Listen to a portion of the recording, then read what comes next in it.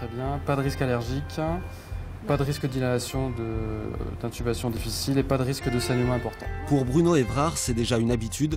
Avant chaque opération, avec toute l'équipe présente au bloc opératoire, l'interne en anesthésie remplit la checklist, une liste de vérification élaborée par la Haute Autorité de Santé.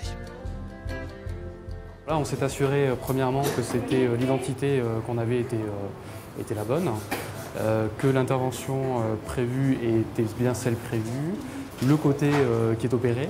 Ça paraît évident, mais en pratique, c'est vrai que c'est essentiel. C'est des choses simples, mais qui permettent de prévenir beaucoup de complications. L'efficacité de cette procédure est démontrée. Elle a été mise en place après une étude internationale publiée en 2009 avec des conclusions sans appel, des accidents évités et des vies sauvées. Aujourd'hui, on fait des checklists avant et après l'opération pour être sûr de ne rien omettre et toujours à voix haute. Le compte final, des aiguilles, compresses, tout ça, ok. C'est important de verbaliser les choses parce qu'au moins ça montre aussi qu'elles sont faites et qu'on ne les oublie pas. Le monde médical n'a rien inventé et Bruno Évrard en sait quelque chose, il est aussi aviateur.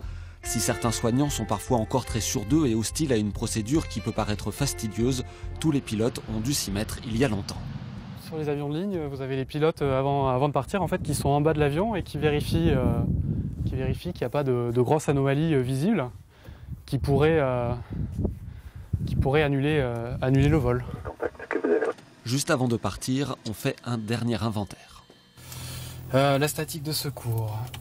Hop, la statique de secours fonctionne, les volets sont rentrés, c'est bon, le trim. La responsabilité est la même qu'au bloc opératoire. Il faut vérifier que tout fonctionne, se remémorer les pannes possibles et les actions à réaliser en cas de problème pour finalement protéger les passagers. C'est valable aussi au bloc opératoire si une chose importante a été omise. La vie du patient peut être remise en jeu sérieusement. En aviation, c'est également vrai. Le moindre petit détail oublié peut conduire à une catastrophe. Et ça fait déjà. Bruno Évrard a appris à piloter quand il était déjà étudiant en médecine. Son hobby lui a beaucoup apporté. Ça permet d'être beaucoup plus systématique, de faire les choses point par point et vraiment d'organiser finalement sa façon de travailler dans les situations justement un petit peu complexes.